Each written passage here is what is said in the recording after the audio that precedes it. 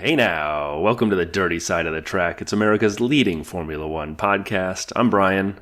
That's Rob. Rob, we have a race today to review, but there's a couple things I know we want to get to first.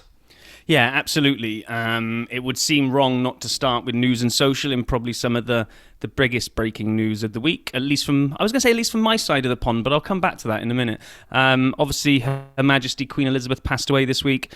I kind of found me leaving... It left me feeling really weird because as I kind of put out on social, not the biggest royal fan in the world, but like kind of quite proud that we've got a royal family. And I always thought she always seemed like she had a little bit of a mischievous side when she had the little giggle on her face. So when the news hit, I was like, yeah, that's really super sad. So we decided we wanted to kind of merge together some kind of F1 and the Queen's reign to kind of put the Queen's reign into some kind of perspective as just how long she sat on the throne in F1 terms. And it was kind of late Thursday. I reached out to my friend Andy of Sandwich Rant remix song fame and said, very, very skinny remit to him, is there any way you could mash up something to do with Formula One and something to do with the Queen? So here's a little teaser for what he came up with.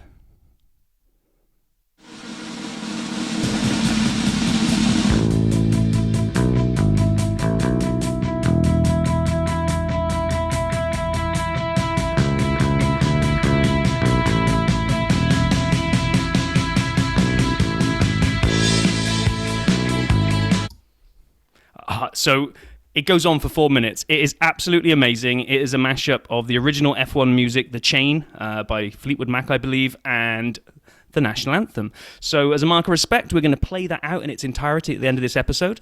But right now we're going to go into a Queen Elizabeth Sap Stat edition. And that was the Sap Stat intro. So that was the Sap Stat intro. I like it. Yeah, I mean, it was amazing. Like I say, he literally pulled that together in about 2 hours. And when he emailed it to me, it must have been like about 2 a.m. his time. So, he obviously had an idea in his head and he had to commit it before he could go to sleep. He's super talented. He really is. So, as we mentioned when we spoke to Jacques Villeneuve, and if no one heard that episode, please go listen to it. We can be found on our website under special editions. So we told him he was one of 34 people to have won the World Drivers' Championship since F1 started in 1950. As the Queen took over in 1952, her reign oversaw 33 of those 34 pick up their drivers' titles. So only Farina in 50 was a title not won under her reign. The last Grand Prix started before her reign was Fangio in Spain in October 51, and the first of her reign was the Swiss GP in 1952, won by Piero Taruffi in a Ferrari.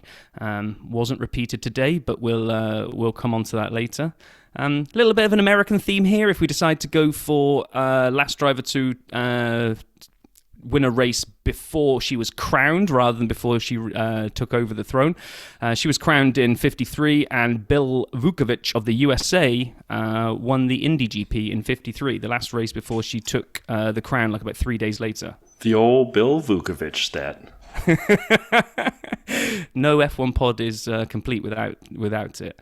The last winner of her reign was obviously Max in Holland, and he was also the last world champion under her reign. The first was Ascari in 52. We know we like some numerical stats, so the number of races held during her reign in Formula One were 1,057. Under which, in those 1,057 races, 47,540 points were earned from all drivers in all those races. Slightly more than Nicholas Latifi has ever accumulated. Don't. Man, you brought Gotifi into this. I got a stat on Gotifi later, but we'll get to it. But man... So, yeah, I mean, we didn't want to go too deep into it. Have to acknowledge it. It's just a ridiculous amount of time. I mean, essentially, pulling together the stats of F1 for her reign is almost like pulling together the stats of F1.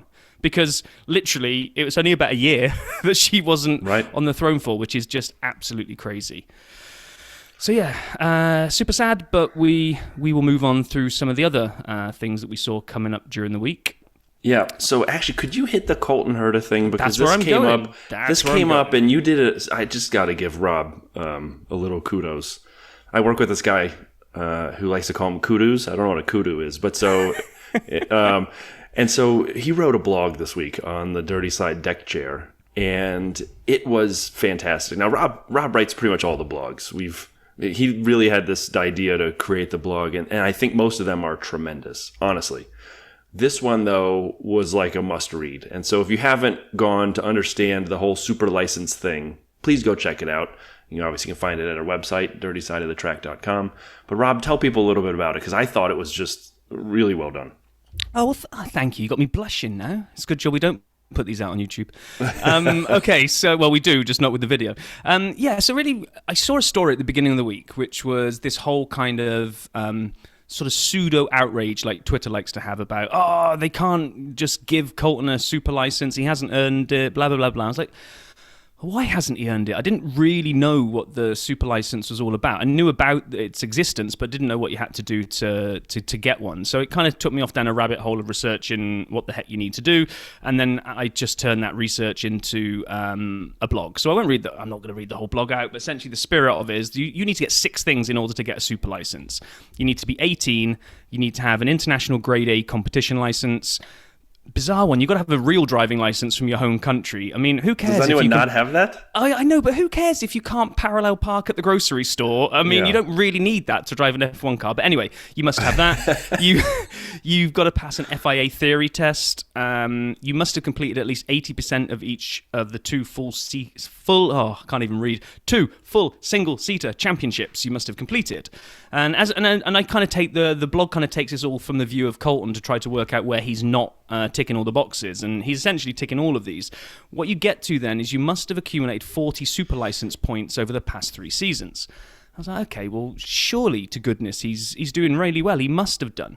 And this is where the debate starts to rage. So sliding scale of where you get your super license points from. You get a big chunk of points for F2. So if you win F2, you get 40 points. I mean, boom. If you become F2 champion, you've automatically got enough points to get a super license. Whereas if you're in karting, you get something like 2 points for winning the national championship. So you're never going to get into Formula One by just driving karts around. But when you look at Indy, if you win Indy, you do get 40 points as well. So that's pretty, that's like toe-to-toe with F2. But if you finish second or third in the F2 championships, you also get 40. So just coming third in the F2 championships is enough to get you a super license. Indy, it just starts dropping off. You get 30, then you get 20 for third.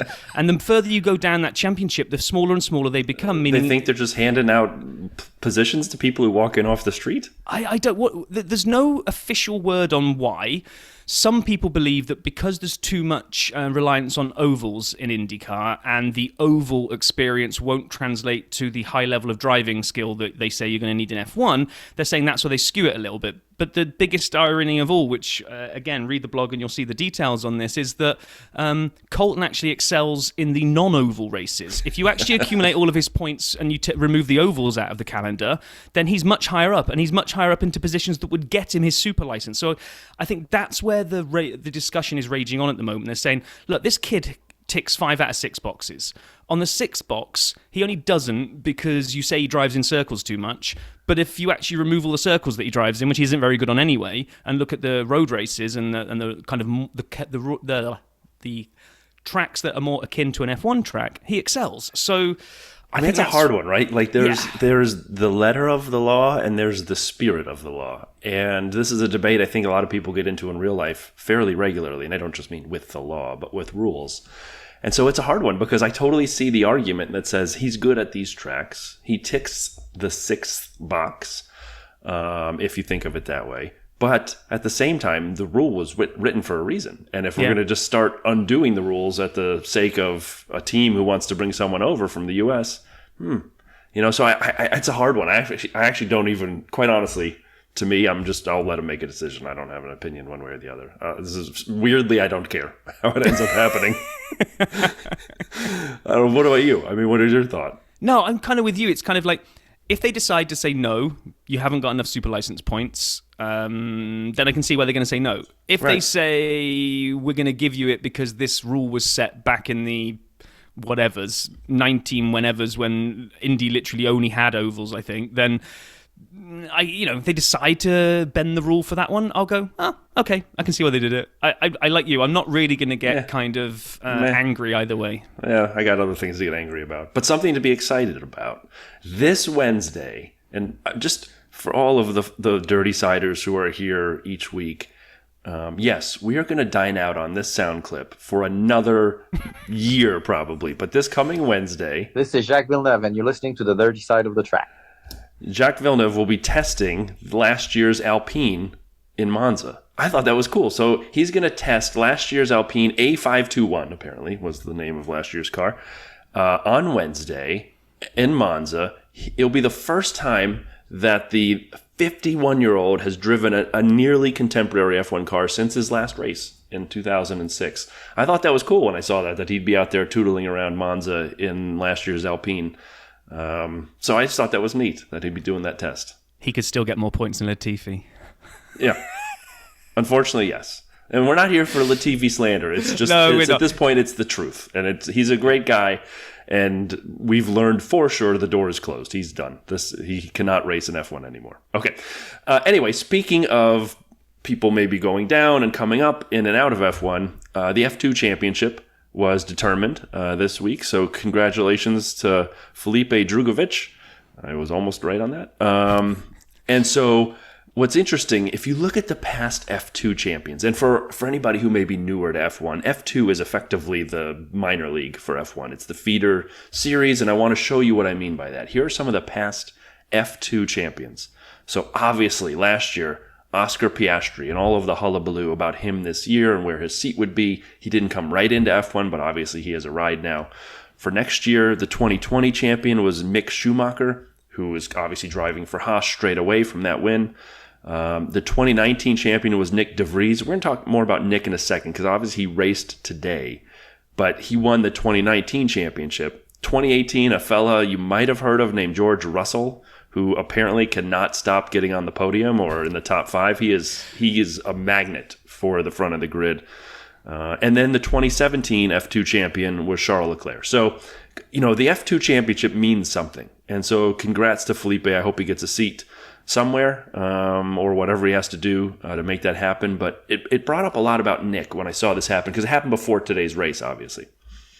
So a lot of people were talking about the excitement about Nick de Vries, and then we found out yesterday he'd be taking the seat for Alex Albon, who decided to have his appendix removed to be lighter in the car. And so Nick, there's a lot of people on both sides very polarized about Nick de Vries, and not just because he sits next to Toto Wolff in the garage and looks just like him, but because he's 27 years old. That's old for a rookie. Max, by the way, so they're both Dutch. Max is 24. And so, that's a big, to be 3 years older than the guy who is the current champion, and you're just getting started, that's a big difference. And someone else who may argue the other side of the Nick de Vries coin is he was in Formula E this year. And he raced on the Mercedes Formula E team, the same team as Stoffel Van Dorn, who was the champion. Nick had half the points. 106 versus 213. So you can make the argument one way or the other about Nick being an F1 and what that may mean. Obviously, I think we all know there'll be a Williams seat open at the end of this year. We talk about Latifi, but I found it fascinating. All of the talk about Nick before even him joining the weekend. Yeah, and we'll absolutely dig into De Vries a bit more. So before we move over to the race, it wouldn't be a news and social segment if we didn't let you loose on your late night YouTube habits. So what did you find for us this week? I only have three. I'll go fast. The Williams launched the head-to-head Lad Bible pit stop time challenge. It was actually dropped like the day of Zandvoort, so I didn't see it. It's okay. It's about 8 minutes. It's clearly a guy who is now nearing the end of his F1 career and a guy who's about to have his appendix removed. And it was okay. Lollipop Man, if you guys aren't following Lollipop Man on Twitter and watching his videos or her videos, whatever it may be, on Twitter and YouTube, so good. The start inventing one with Carlos after last week's race when they forgot his tires. The Carlos Sainz Lab, and on Discord, Lee and I were going back and forth on this one because the small points were so good. The Carlos Sainz Lab, and then it was underneath it, for Advanced Racing Technology. And the acronym of that is obviously FART. So the 5-year-old in me found that hilarious, started venting. He made up a 3-wheel car so they could be ready for the pit stop. Anyway, and the last thing, For those who are worried about losing Danny Rick for next year, there was a great video that F1 did on the Formula One channel. Danny Rick remembers his awesome Monza win in their, quote, Through the Visor series. For me, that was a highlight of the week. Just hearing his excitement and watching him win last year at Monza. Even when they played the Lando radio towards the end, like, can we flip positions? Can he go faster? Danny Rick kind of brushed it off and he goes, oh yeah, it's, heat of the moment kind of thing, and smiles wryly. Anyhow, a couple 3 videos to check out, but definitely the Danny Rick one on Formula One.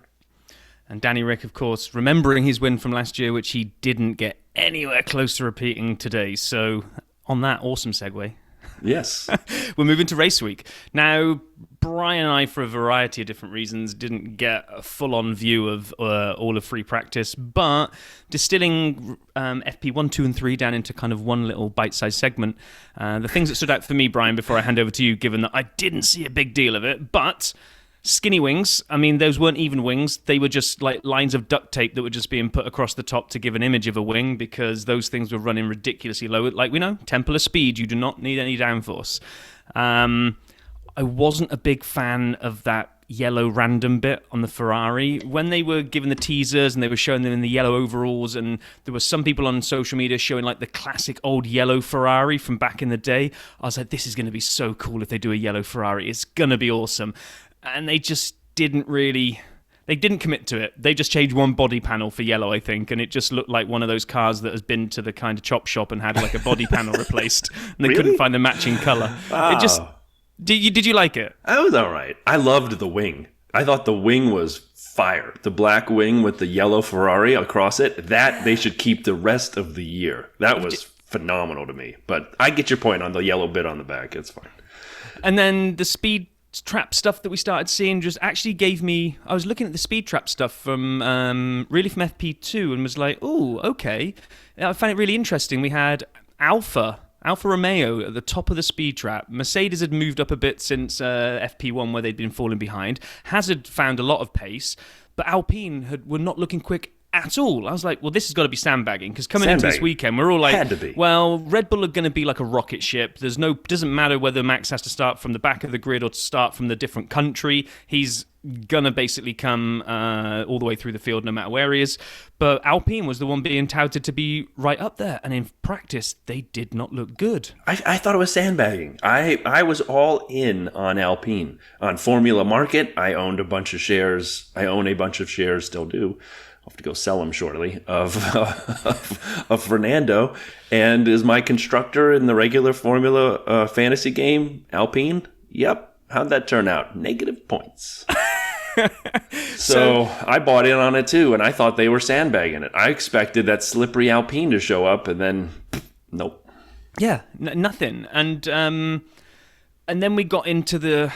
I was rushing back from coaching my daughter's soccer team, and I literally came flying in through the door to see the end of Q2. So I'll let you take us through Q1 and Q2, but the theme of the day was really more penalties. Oh my God, it was so hard to figure out what was happening the whole day.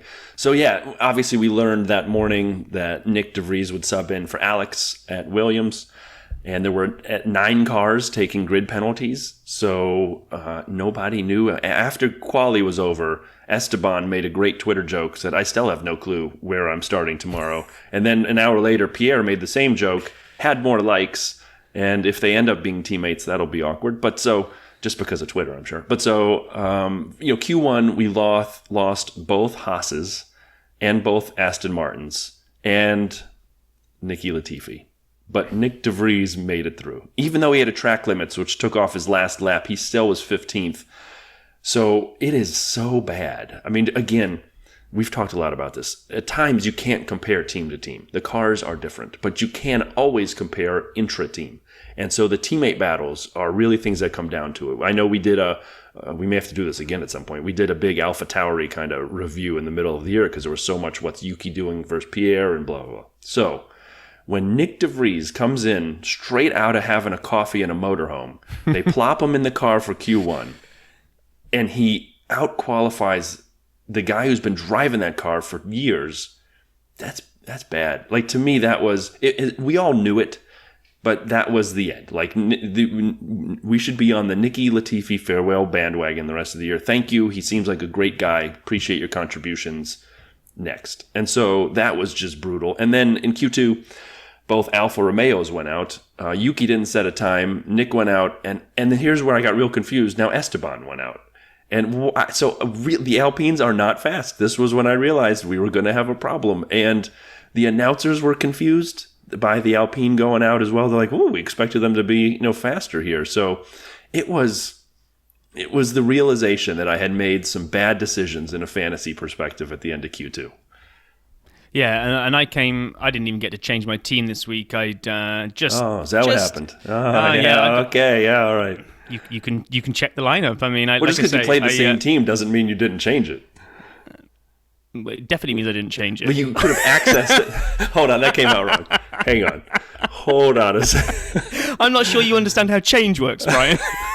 Hang on a second. I think I screwed this up here. All right. Hey, that's mean. You can't laugh at me. So what I meant was you had the opportunity to change, and leaving it the same is not the same as not accessing it. So I think that's a fair accusation. I mean, it didn't. I literally, like I say, I had zero time on Saturday morning. I was running and playing soccer and coaching. I was doing like athletic stuff rather than just sitting on my couch watching quality. You didn't know this would happen, say, Friday night? All right, then. Hadn't had FP3 then. You can't change your lineup until FP3. Yeah, you can. I changed days in advance. So what happened in Q3? Anyway, Q3 was just a bit of a damp squib because, I don't know, with all the penalties coming through, lots of people didn't really seem to be... It felt like nobody was really going for it, and everyone just sort of went, do you know what? It's Italy. Let Charles have it. Everyone can be happy, and we'll turn up for a race tomorrow and then try and work out where the hell everyone's starting from.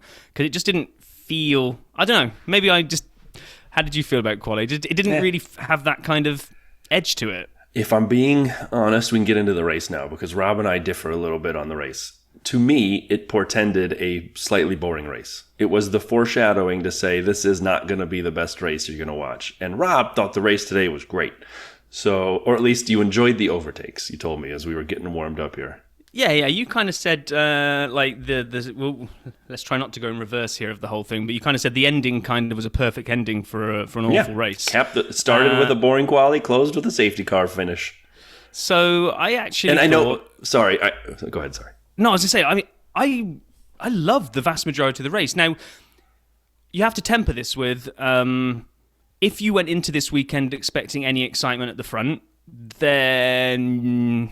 I don't know. I was going to say something very harsh that you just don't understand Formula One at the moment because that Red Bull rocket ship was never going to do anything other than drive off into the distance. We get some little bits as we'll cover as we go through it where it looked like maybe a strategy could develop, but that car's just too quick. And at the Temple of Speed, nothing is ever happening other than Max winning that, right? So if you just take that as a given, then you think probably Charles with his car is likely to be in at 2, but probably not going to be challenging Max that much. So for me, if I was able to zone out like the race win excitement, from what happened from kind of 3rd all the way down to almost 15th, we had, I don't have the stats, but what felt like more overtakes than I've seen in a very long time. These so-called DRS trains materialized for maybe like a lap or two, but then somebody was able to break it, especially at that first corner. We had so many overtakes down into corner 1. So yeah, let's just do our normal thing and go through it. I loved it. I hated the way it ended, but we'll give some airtime to that when we get to the end, right? Yeah, so it was a hot day at Monza. Mixed up grid, which, as everybody knows, I love. I love the mixed up grid, whether it's because of rain, and I hate the way they do engine penalties and grid penalties. But when it does happen, what happens is you get kind of people out of order in terms of race pace. So yes, Rob, I agree there were overtakes. That normally is what fuels me for the first third of one of these races. If wet quali, grid penalty, something, you just know the race is going to be fun to watch. So I get it. Lando, holy crap, he found reverse. When they dropped the lights out, he found reverse and just was swallowed up. Maybe he wasn't used to not starting in 7th, so he was starting further up. I actually honestly thought, from the camera angle, I thought he'd stalled it. I thought he had stopped. I thought the car was motionless. Same here. Like everyone was just swarming past him. I was like, "Oh, Lando's going to get like almost. Does it count as a did not start if you can't get away from the grid?" But then no, it is moving just really slowly. Would you remember back in the day there was a car that was left on its jacks on the grid, and the mechanics had to clear it. They'd forgotten to take the car off jacks, and everyone went by. That's what I thought had happened. I thought they left him up. His wheels were off the ground. Like, what? And then, yes, just he had a little bad start there. And then Max, and I agree with you, Rob, we all kind of expected first to be Max's. And with only a 5 grid drop penalty, I mean, we expected him to fuel power through. I didn't think he'd be up to third by the second lap, but I mean, that guy, he's got to be one of the top 3 drivers. He's the champion, and he's in one of the best car. Yeah, and the track that suits him. If you wanted him to get snared up and have that thing slow down, what really needed to happen was almost the exact opposite of what did when you watch the replay of the start from overhead, which is that, thankfully we avoided any massive first corner incidents, which is quite rare at Monza, really, when you've got all those cars going into a very, very small gap. 2 of them don't really fit side by side around that chicane these days with the size of the cars. But people got, especially moving out of the way of Lando, the way various cars bogged each other down actually allowed Max to get a couple of places jumped straight away. So anybody wanting him to be beached in 7th or other cars come around him, that was already ruled out because he'd already had a great start. And then off we went. And then as the trailing set come through, poor old Valtteri Bottas gets zero luck at all. So not only does he get tagged by K-Mag going into the chicane, as he then backs out of it, everyone else swarms past him. And as he tries to then come on the inside to regain the positions he's just lost, Lewis has just gone for a Sunday afternoon drive across the chicane, kind of comes in front of him and blocks him. And Bottas ends up, I think, in 20th. He was 20th. I thought he had damage. I was sure he may have had damage. I haven't heard Paul's report. You have, but I don't know if I thought he had 20th. Like, what happened, Valtteri? And I mean, we saw what happened, but I figured he'd had wing or floor damage from that hit with K-Mag, and then just bad luck. And then we did get some DRS trains, and like you said, I agree with you. They didn't last super long, but we got some big ones. I mean, we had lap 7. We had Danny, Rick, Pierre, Lando, Fernando, Nick. We had Zhou Guanyu, and then Carlos Sainz. All in a row, all within DRS of each other. Yeah. Damn, that's a long DRS train. And even when you take the DRS out, I think I've put the stat down here that we had 5 seconds covering 10th to 18th. Yeah. I mean, it was compact. Normally kind of Monza opens out pretty quickly, but they were following each other. We had, like you say, that DRS train, and then in comes Perez, like super early. Super early. I thought he was out. When they put those hards on, that front right was on fire. I'm like, well, they're going to tell him to pull the car over now. I mean, car's on fire. But, it stayed on fire. That was the best part. He's like a lap in, and it's still flames coming out. Yeah, it was. But again, just for people who might be new to it, Monza was exceptionally hot.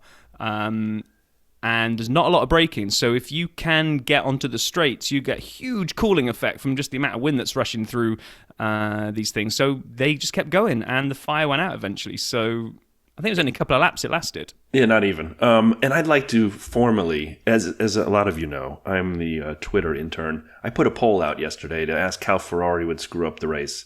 And at this point, they got on Charles' radio and they said, if Max goes to plan C, are you okay with plan B? And I'm like, what? Now they got other team strategies, and I'm starting to think they're going to mess it up. They didn't. I don't think Ferrari screwed any. I think they actually did a good job today. Yeah. So I'd like to apologize to all the Tifosi out there who are mad at me for putting that poll out. I should have had another option that said none, they'll do great, because they did. But and then Sainz, I was kind of envious of him. You never want to start last in your team's home Grand Prix. But he was passing people left and right. You have to think he had a blast in that car. There's got to be a part of a racing driver who just lives to pass people. And he started in the 18th and just was passing people left and right. If I were him, he had to have had the biggest smile on his face. I would have been smooth operating the whole way. There were some great moves as well. It wasn't just like pure pace differential. By lap 10th, he's lap 10, he's up to 7th. Then he puts a great move on Lando to get into 6th, and he was passing people in like any part of the track. The 2 chicanes, the straights, going around the outside of corner name escapes me, maybe the Lesmos, but yeah. It just didn't matter. He just seemed to have this turbo on and was just flying. It was superb to watch. When he pulled up behind Lando, I was hoping it to get a little spicy, as friends would kind of do. Lando did kind of move, but in Carlos's helmet this is going. The whole time he was passing people. God, it was fun watching Carlos. It was almost like watching. Like some of those arcade games that you play, when you fall back down the pack, it gives you like an artificial boost to help you get back up to the front again. It was just like Sainz was just, and he just kept going, and he eventually by lap 12 he's up into 5th. It's like, wow. And then we got virtual safety car. Who was it who came to a standstill? It was Seb, wasn't it? Yeah, Seb's was the first one. Yep. Yeah, Seb, and we'll discuss Danny in a bit. But Seb did a great job of parking that in somewhere that was going to be easy. Not only that, he angled it correctly too. So he literally like pulled it so it was ready to be rolled backwards straight away behind the barrier. I mean, yeah, that was a good move. And then Ferrari pitted Charles, and I was sitting here thinking, oh God, was this a mistake? And it worked. It worked perfect the way they did it. It did. I mean, it does. We'll come to the end of the race. It minimized their loss to Max. Max was already starting to pull away at this point, but I thought this was a really good shout to get in, get out. That was great.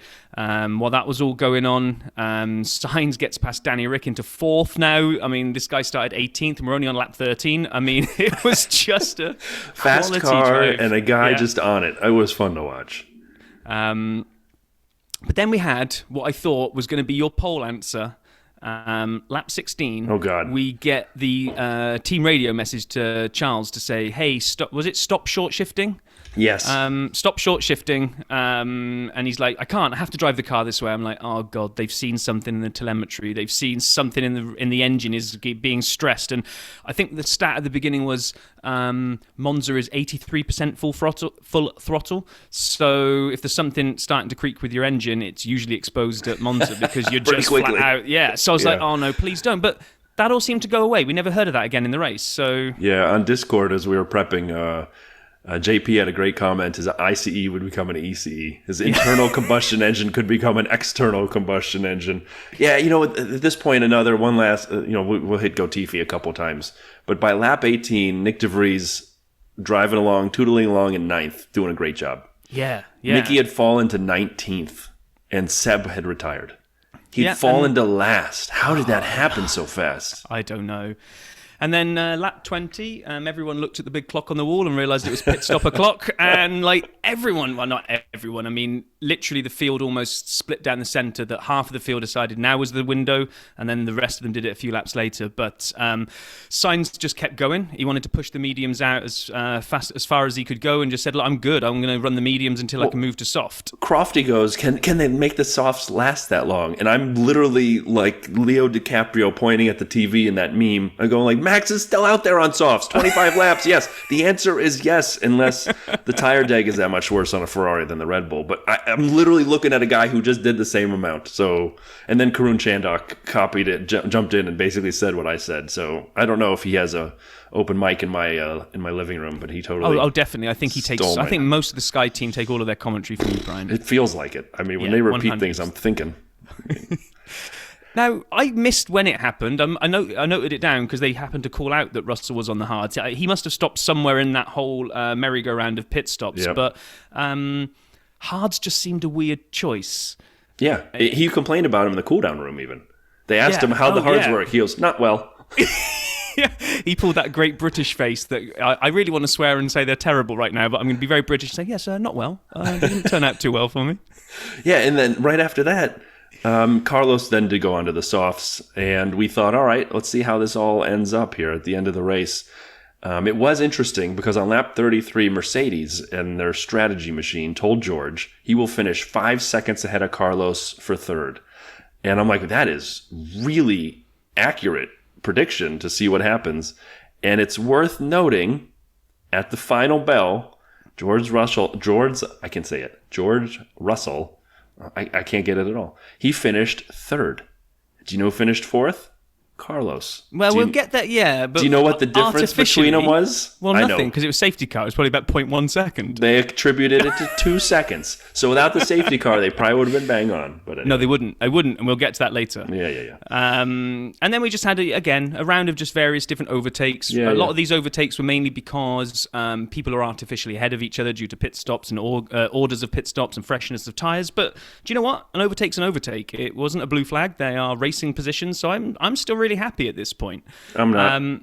I don't know why you're not at this point. I mean, other than the fact that nothing's going on for the win, we're seeing lots and lots of on-track action. But we knew Max would win. There wasn't even like good battle for second, nor really third. And in my mind, the overtakes happened at the beginning because of the jumbled up grid, and then the rest were because of pit stops. And no one, after being overtaken, fought back and took the position back, it felt like. I agree there were overtakes. So I'm not saying it was the most boring race ever. I'm not. But they were following close. We had some trains. We had a lot of overtakes into turn 1. I loved it. It was exciting into turn 1. But no one ever fought back and took the position back. To me, the most exciting action of the entire race, and maybe I'm being Debbie Downer here, but it reminded me of Australia this year, where it just didn't hold your attention. Oh, no. I know. Well, Lando pitted. Lap 36. Lando goes into the pits and has a horrible 5-second pit stop. Horrible for a lot of reasons. One, you obviously don't want to be stuck in the pits that long, but 2, dropped him right into traffic. And he dropped right behind Danny Rick. Pierre Gasly takes him around that chicane.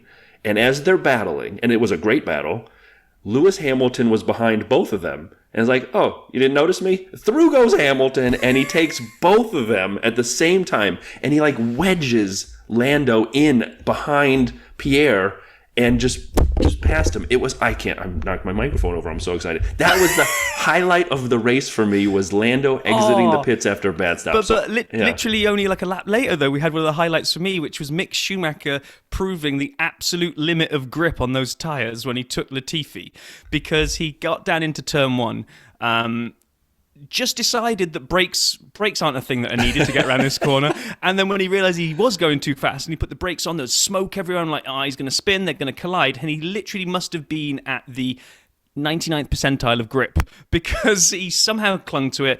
Then Latifi got him back on the next corner, and then Mick got him back on the next one. And that was an awesome little exchange as Mick went flying past them. And here's where I'm going to disagree with you about there was no challenge for the podium. Right at this point now, lap 43, we've got 10 laps left. You've got Russell sitting on the hards, not really going anywhere. Sainz is catching at a rate that is going to put him within striking distance with maybe 2 laps of the race left. So now George is going to have to fend off Sainz for 2 laps on fresher tyres. We're going to get 2 Ferraris on the podium at Monza by the looks of things. Yeah, Max has gone. There was nothing we could probably do about that. So we knew that was going to happen. The best Ferrari can hope for is 2 and 3, and it looks like it's going to happen because Mercedes have gone and put those concrete blocks on George, which... Somebody better with more knowledge than me can help me understand this. At one point, the hards were going faster than Leclerc, who was on the softs, and they looked like the amazing tyre to be on, and that seemed to last for about a lap before all of a sudden they were the worst tyre to be on again. But the tyres, whether it's George's driving style or not, I don't know, but Sainz was getting him. He was going to be within striking distance with 2 laps left. And that was, to me, was developing into because Charles was now on brand new softs, was supposed to be hunting down. He'd pitted, they rolled the dice, they had a free stop, they took the fresh softs, I think they were scrubbed softs to try and chase down Max. Yep. So now we've got 2 chase downs are about to happen.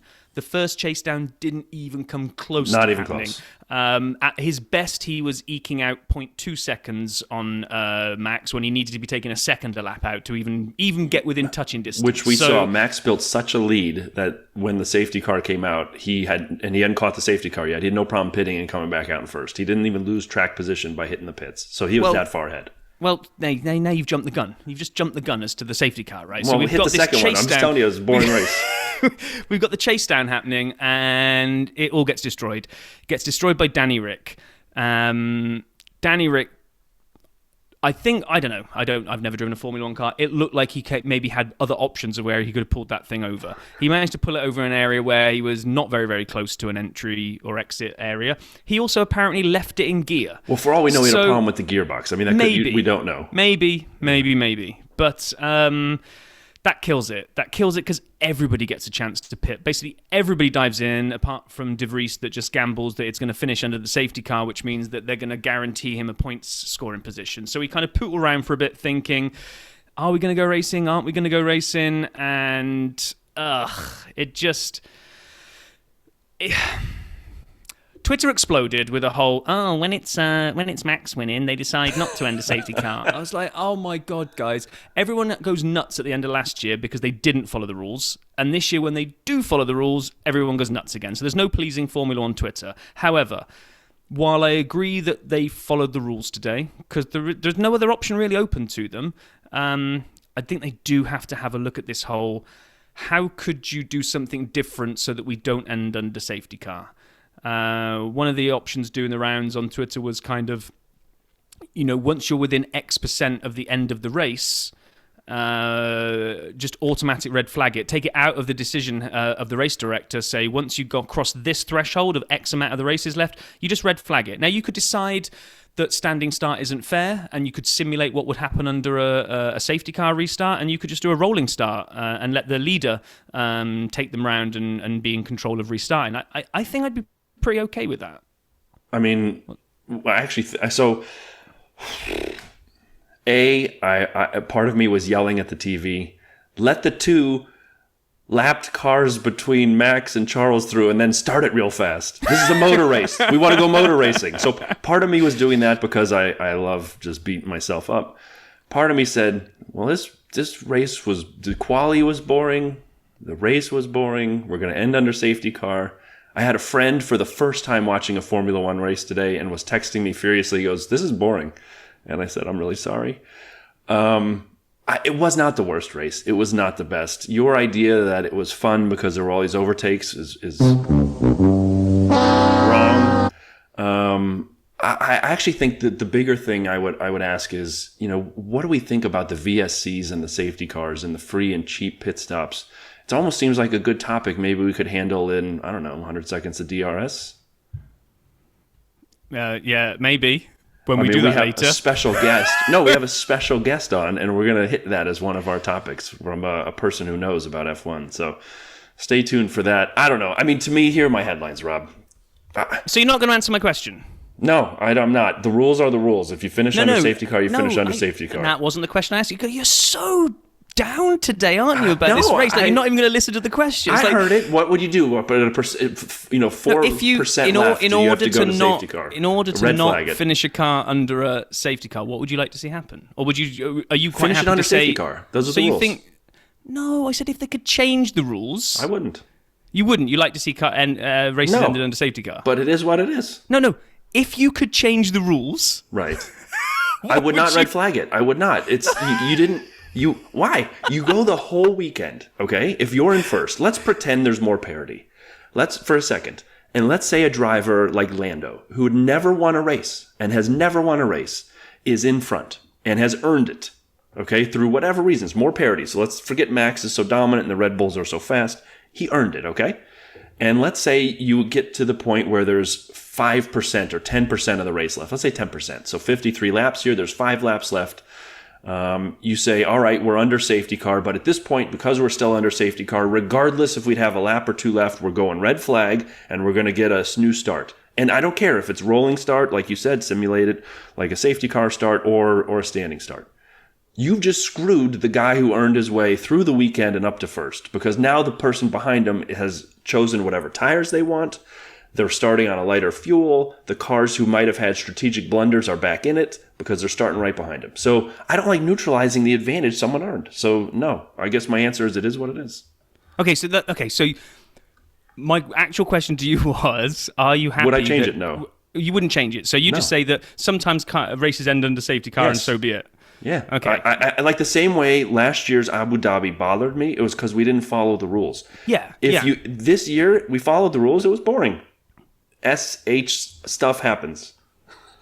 Yeah, no, I mean, I just don't like seeing races end in a safety car. It feels like it shouldn't happen. I'm with you, but to me, a lot of things happen in life that aren't perfect, but this rule works for the entirety of the rest of the race.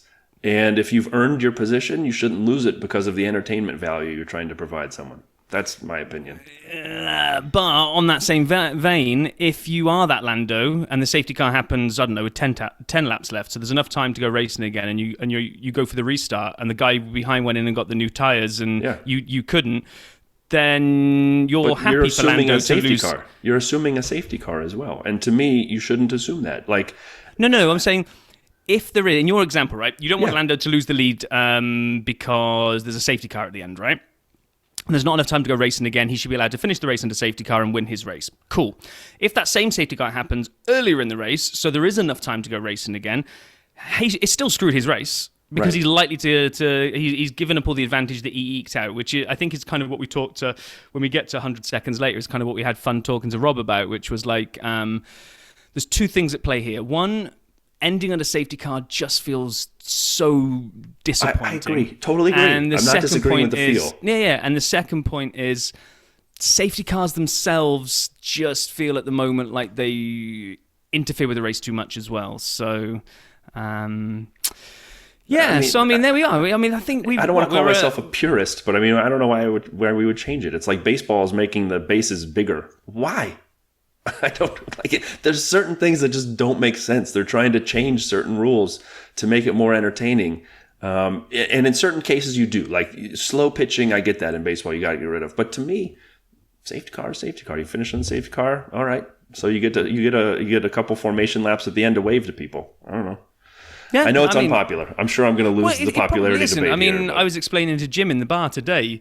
He said, look, races can't be allowed to end like that. I was like, well, yeah, they can. I mean, they always have ever since I've watched it. It's just one of those things that, unfortunately, depending when a safety car is, you may or may not go racing again. I'm jealous you do the bar thing at 9 a.m. I really am. Like, it's great. I got to get that set up here. Hey, so to me, just to close it before we get to pit lane, Paul, for me, the summary is, again, Max's domination. Whether it's on a percentage or nominal amount of victories, he's on target to set a bunch of records this year. And having a fast car, you could see the difference off where Checo was. And so to me, Max is that great. Yeah. He deserves the kudos, or as I said earlier, kudos. He's doing amazing. More power to him. However, I think there's one big story developing that I think everyone sees, but it's worth highlighting. It's George. And I joked about it, how he always seems to manage to rock up to the podium and be like, hey, guys, can I be third? All right, great. And he is consistent. He's rarely talked about during the race anymore because he's, again, witness protection, somehow finishing in an amazing fashion. So he is currently fourth in the driver's title. Fourth. He's 7 points behind Checo. That's not far. And then it gets even better. Checo's only 9 behind Charles. 9. So George is 16 points behind second, and he hasn't won anything. That little bit that you put on the end there, that's the cherry on the cake for me. Like, everything else you just said is absolutely right. I can't believe where George is. He's been so consistent, blah, blah, blah, blah. But we could be looking at a guy that could finish second in the World Drivers' Championship and not win a single race all season. Not a race. Amazing. So I think, to me, that's just closing it for me. I don't know, Rob, anything else you want to add? I love the fact that Monza? I think we've managed to get to the big ticket. I can't even think of the word now. Target of 40th episode today, right? 40 episodes of me and you bozos on bar stools talking F1, and I like the fact that we didn't agree on the race today. No, yeah, that's fine. I think that's perfect. If we just sat here and kind of just both had the same view, it'd be boring. So. Yeah. Well, so you were wrong. We had different opinions. Yeah, you were wrong. And you were wrong. You were wrong. You were boring too. I was the one who carried this episode. All right. Anyway. Actually, the person who actually carries all of our episodes is clearly Pit Lane Paul. Everybody loves his reports. We talk with 100 Seconds of DRS guests, and they always comment on how amazing Paul is. And before we give him a big head, let's just play his report from this week.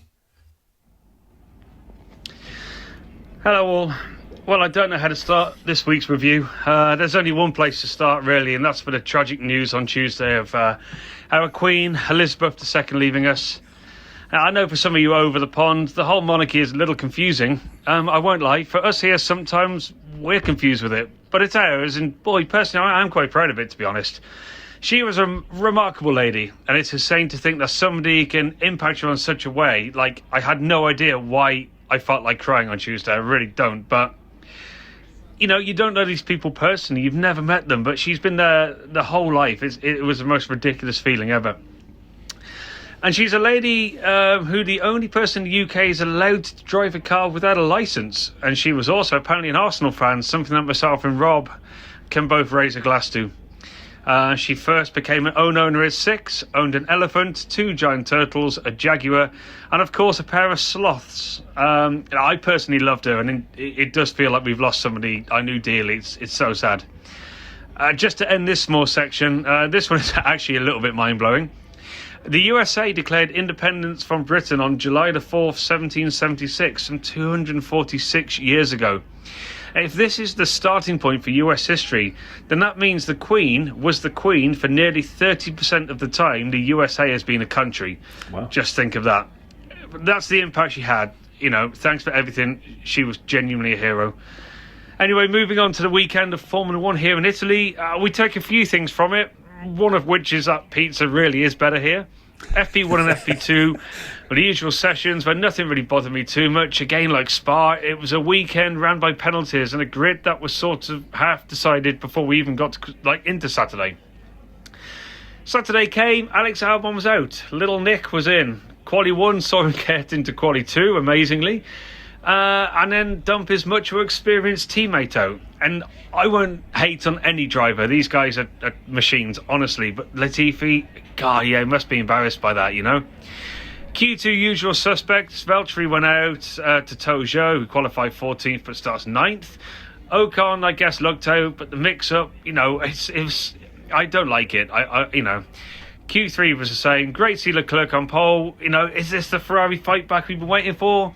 And it was amazing to think that 3 hours before the race today, we still weren't 100% sure what the final grid for today was going to be. I'm not a fan of these penalties. I really think it ruined Saturday. I love qualifying, but yeah.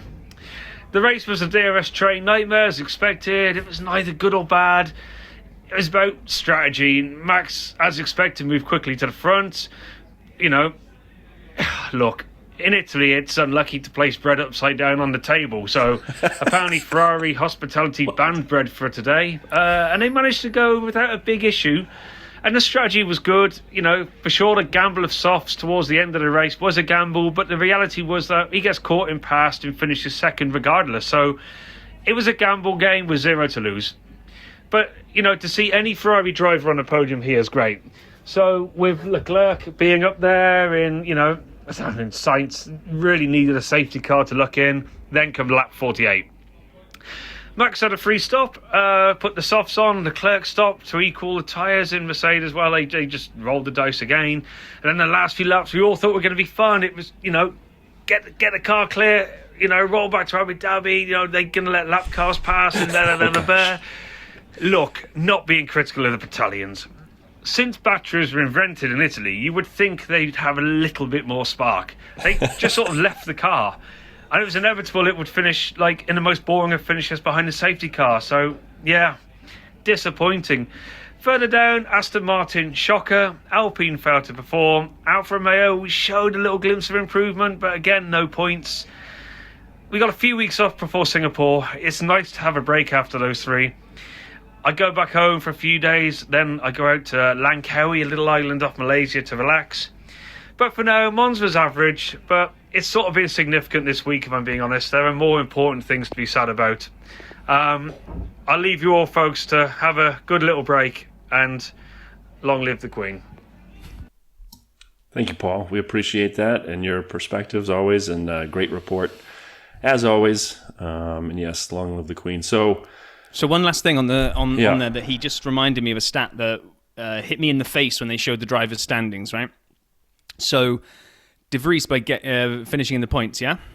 Yeah. He has now put Latifi down Yes. To position 21 out of a 20 Thanks for stealing driver it. championship. Was this in the notes that you took from me? Oh, yes. I literally saw everyone mentioned it in the bar when it came up, and they showed the driver's standings, and they went, "Ooh, no one wants to be 21st in a 20-man title." He's the only driver on the grid to have not scored a point now, and just as an aside, technically Nico Hülkenberg raced a couple races for Seb to start, and so he's ahead of Nico. Nico's 22nd. But if Hülkenback, the super sub, can get one more run, maybe and get him a point, and then he could go out as 22nd on a 20-man grid. But yeah, that's rough. Also, the race that really split opinion. You hated it. Paul said it was average. I said it was good. So 3 people, 3 opinions. Look at that. And if we average them, Paul would be right. By the way, can we just give Joe credit? He also scored in the points. 10th, Pierre 8th.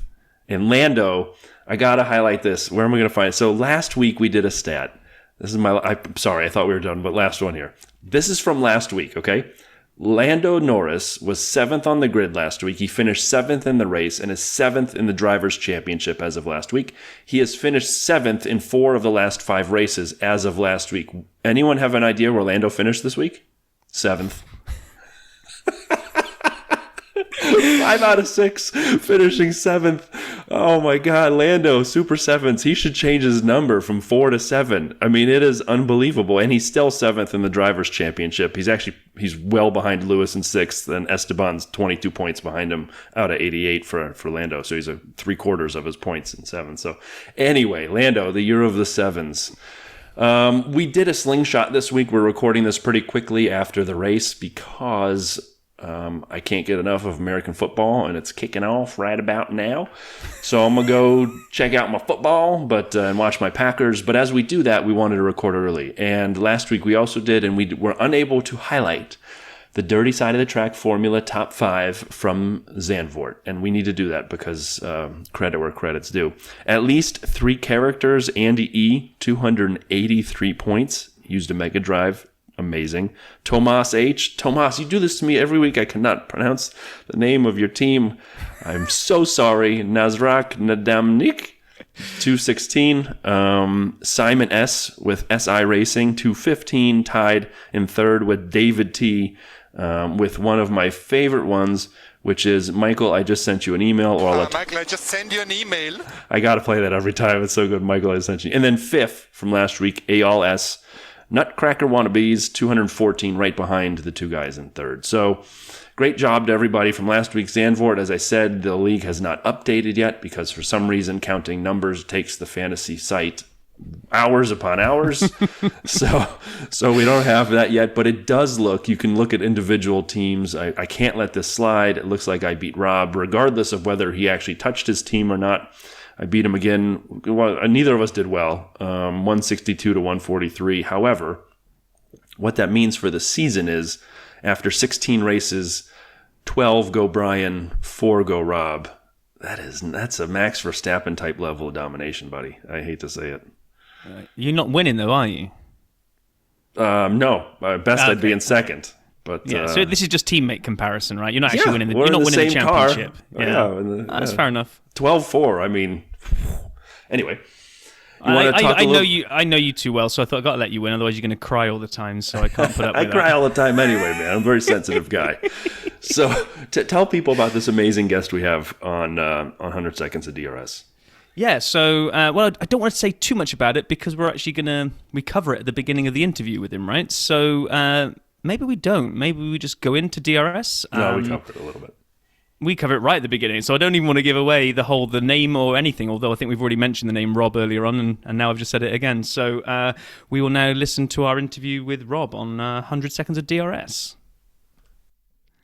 Okay, so it's our pleasure to have another guest on 100 Seconds of DRS. Although, actually, I think we've got 2 guests on 100 Seconds of DRS, because I think I'm introducing you to both Rob Reed and Max Gladwell. It's the first time we've had a superhero to welcome to the show, so I'll go with Rob, because that's my preferred name, obviously. Welcome to the Dirty Side, Rob. Oh, it's great to be here, guys. I'm a big fan of the show. So we appreciate that. But can we clear up what Rob just mentioned? So it turns out Rob Reed is you. The real person, but you're on Twitter as Max Gladwell, yes? Yeah, I'm on Twitter and Instagram as Max Gladwell. I had a blog that I wrote back in the aughts about social media marketing, and just decided to create this persona, this Max Gladwell persona, because I could get the URL, I could get the Twitter handle, I could get everything, because there is no person in the world named Max Gladwell, apparently.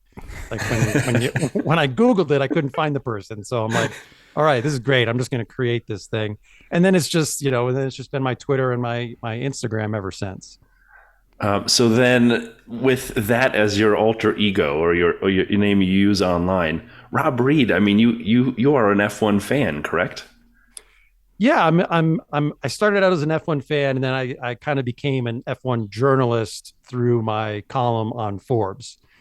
So the story there was actually I in 2017. So I haven't been an F1 fan very long by kind of F1 standards, but I broke my leg skiing in the winter of 2017. Just in December actually.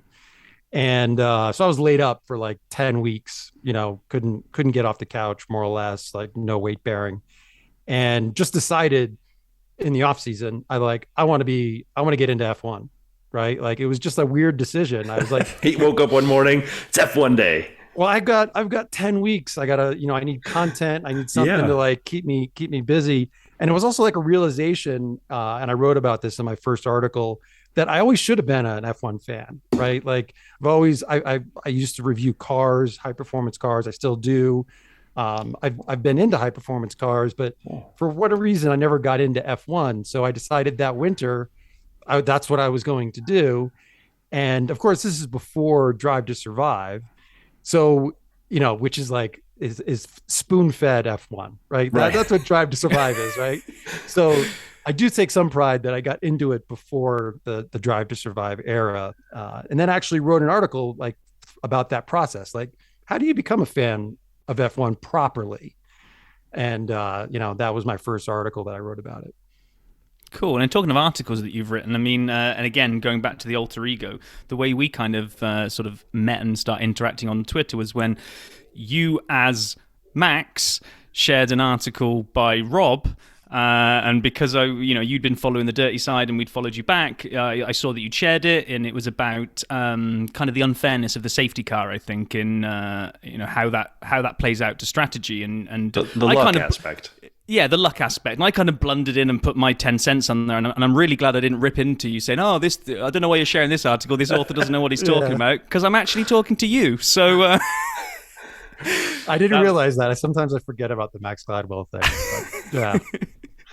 But it was quite interesting because you were really kind of looking at the element of luck, especially around safety cars, right? And how that can kind of almost dismantle a race. And should it be able to influence it to the degree that it does? Well, I mean, and as I read it, you kind of talked about driver talent. You talked about the car and the ability of the car, and then team strategy. And then you said there's this big thing underneath, right? The luck. And that's where I think Rob's question is, when a safety car comes out and changes and undoes the team strategy, as we saw this last weekend at the Dutch GP, that is really kind of can be very penal for some teams. So I know you, in the notes you and Rob had traded, there were some ideas on ways to level some of that, and I'd love for you to explain that. Yeah, well, yeah, exactly. Like I think there is like the races should be decided by those three factors: driver skill, car performance, and team strategy. And obviously, the car performance is the biggest. We know it's not a level playing field, right? And F1 races are really kind of like, 3 or 4 different races taking place on the same track, right? Like they're not all racing against each other, and they know that's a great point. It is kind of a weird thing about the sport. But then you get this like safety car, thrown into it, through no fault of anybody, maybe at the front, that this thing happens and it neutralizes the race and it lets some people get fresher tires. And tires are a controversial part of F1 too, just the reliance on them and how variable they are. But I think it really just comes down to like, do you want F1 to be a game of skill or a game of chance? Right? Or do you want it to be some kind of hybrid? So like, I would say like a game of skill is chess, right? There's no chance at all in a game of chess. Roulette is a game of pure chance, right? And then poker is kind of like both. So I just kind of put it out there for discussion because I think it does swing it so dramatically. I mean, it's almost like, in a football game, if you're up, 5-0, the safety car comes out. Okay, now you're only up 1-0. Well, wait a minute. Well, I mean, we saw that at the end last year, decided a world championship, right? Not to bring up Abu Dhabi. Sorry. Everybody. No, that's really where I was like, okay, something needs to be done. Like it just swung a championship. Lewis was about to run away with that. He was just continuing to put time into Max. And so, yeah. Yeah, and where I kind of went with the commentary, because I could take that point of view. I guess I've always seen that there are two big Lady Luck slices of the luck pie, as people would call it, that play a big part in F1, which is, Brian's pulling a face there. He's never heard of slices luck pie. Of the luck pie? It's got to be a UK thing. Just go with it. Just imagine a big pie of luck and how many slices you're going to take. All of the UK listeners are like, that's not a thing either, but keep going, Rob. Okay, well, it is now. Dirty side luck pie. Anyway, one is the safety car. You can't do anything about it. You might be a driver that's built up a 30-second lead on the field, and you were banking on it for your strategy because you're trying to build up a window for a pit stop, and boom, safety car comes out and whatever. And then the other one we were talking about was the weather. And the weather is a huge slice of luck, because you could be, the rain comes down and you could have just passed the pit lane where the guy right behind you can now jump in and get inters, and you've got to go all the way around on shiny slicks on a wet surface, and you can't really get rid of that side of luck. So should you be able to get rid of the safety car kind of luck? How can you remove all luck from a race? That was where I was going with my comment. Sure. No, I mean, and I on the weather side, obviously, like I'm at the other side, like, as a fan, you want more weather, right? Like, yeah. You Give always me a want the jumbled weather. up grid. Yeah, just throw the weather at him. I think that's a very rare case that you would just be going by the pit, and like that's. I think weather is pretty much equally dispersed in terms of the advantage disadvantage for every team, and I love when it's in between, and and there's this like principle, you always want to be on the right tire at the right time, like and whether or not the teams follow that, obviously Lando didn't last year, right? And blew his first win. So the weather is great, but like what I would just like to see is, because the safety car is just an automatic, like, you see the safety car, you almost always pit. Like, there's almost very little thought about behind it, right? Because the advantage would be so big. Even if you've pitted recently, you're pitting because everybody else is going to pit and everybody else. So if it's like, okay, if you pit under a safety car, you get a 5-second time penalty. It's like all of a sudden, whoa, wait a minute. Like, now the strategist, the driver, people are having to do math to decide whether or not they should pit, take the 5 seconds. And I almost look at it like if you watch the 2010 season, this is another thing I did in becoming a fan, was to actually go back and watch almost all the races from as many seasons as I could. It was the season before DRS, and you listen to the commentators talking about, gosh, you know what? It'd be really cool if there was some kind of mechanism where, like, when they're following, they could, like, so close, they could get this thing. And it's so funny. Then the next year, like, DRS comes out, right? And it's kind of this, I look at it as similar. It's like they needed DRS to try to level the racing field a little bit, make it a little bit more competitive, and doing a 5-second or whatever second penalty for a safety car pit stop, I think would do the same thing. I think go ahead, Rob. No, I was going to say, I can see where you're coming from that. I also like to potentially see pitting maybe banned even under the VSC. If the VSC is just there to neutralize it and not really, like, it's almost like pressing pause on the race, right? It's like, we're not going to bring any car out, we're not going to neutralize the gaps between cars, we're just going to pretend that this race stays static while we get rid of the obstruction on there. I kind of think if that's what your intent is, to press pause on the runnings, then no one can pit under VSC either.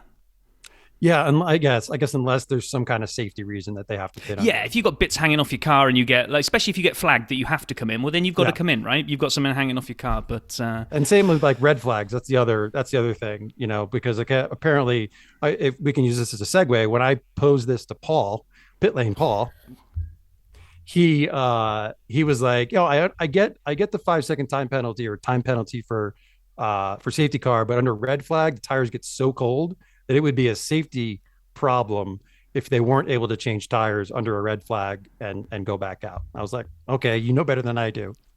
and like you say, that is an awesome segue, because thank you, Rob. You were put onto the trail of the dirty side of the track by none other than Pit Lane Paul, who you met up with in for me, a kind of very bizarre set of circumstances in terms of really nothing to do with Formula One. So just, if you wouldn't mind, just quickly talk us through how you met Paul and who else you met while you met Paul.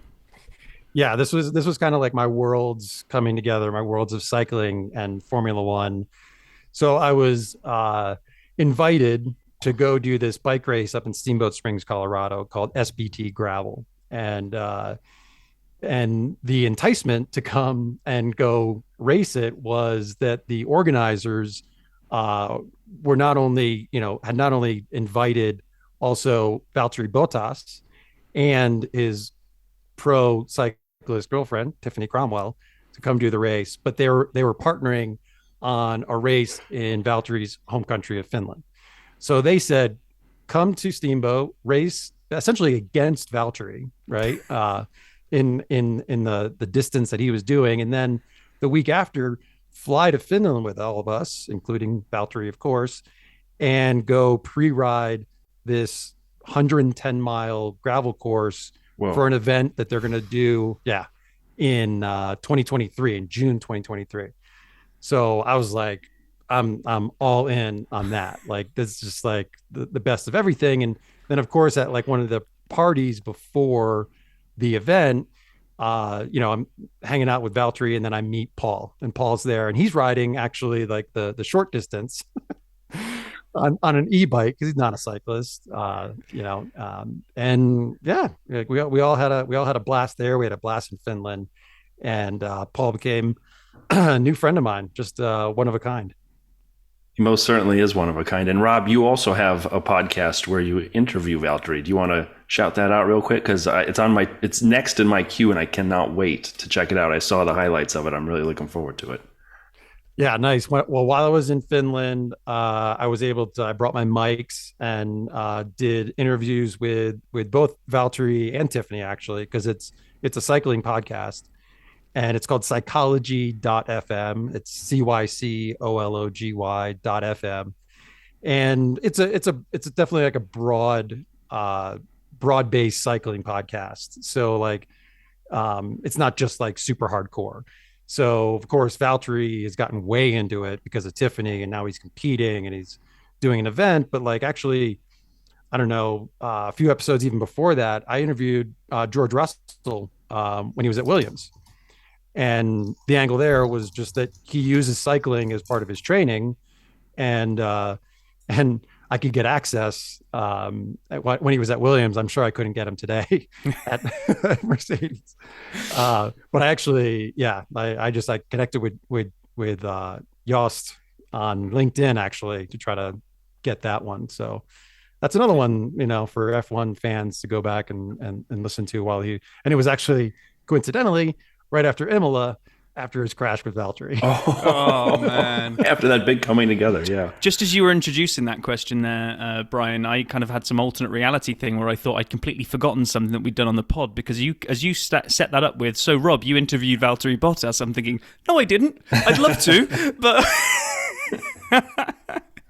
Okay, so the Valtteri episode's out. That was the last episode, and actually, by the time you guys hear this, the Tiffany episode will be out as well.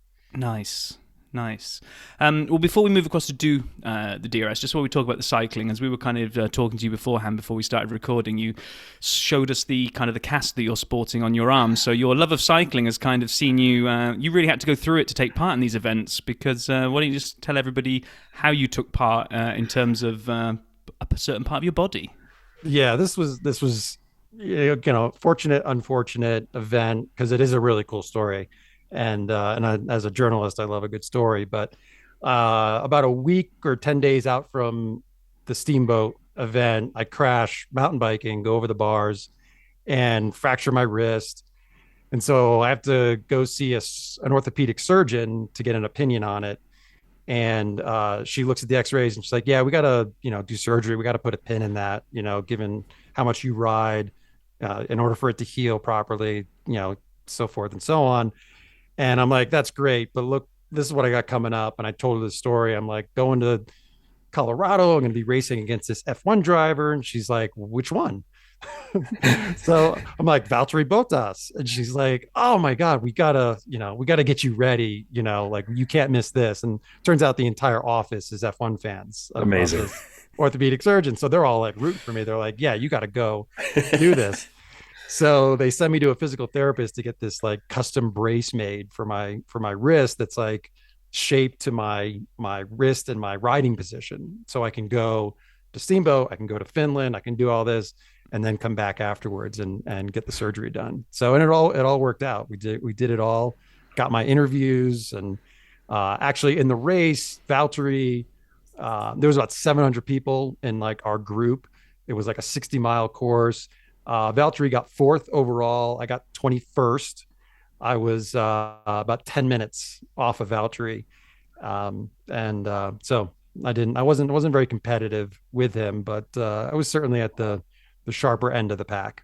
But as luck would have it, you get 10 minutes bonus time for having a cast on, right? So essentially you beat him. I'm also like a penalty. I'm also 18 years older than him. So. Well, all those fantastic stories and all those amazing experiences, they count for nothing because the biggest moment of your life is about to arrive now, which is taking part in the 100 seconds of DRS.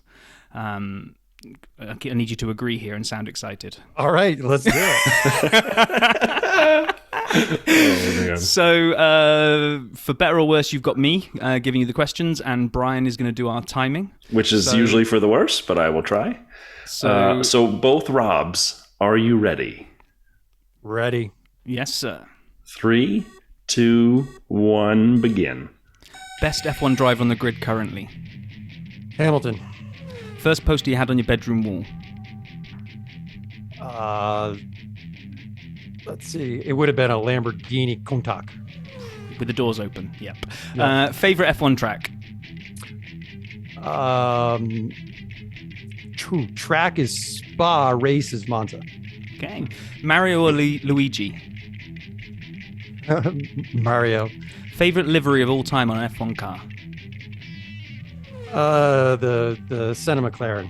Yes. Is a hot dog a sandwich? Yes. Favorite non-motorsport sport? Cycling. Best thing to do on a rainy day? Let's see. F1 simulator. Ooh. If you could add a venue to F1, where would it be? Well, let's see. It would have been Vegas, but we got that now. Let's see. You can skip if you want to. Skip it.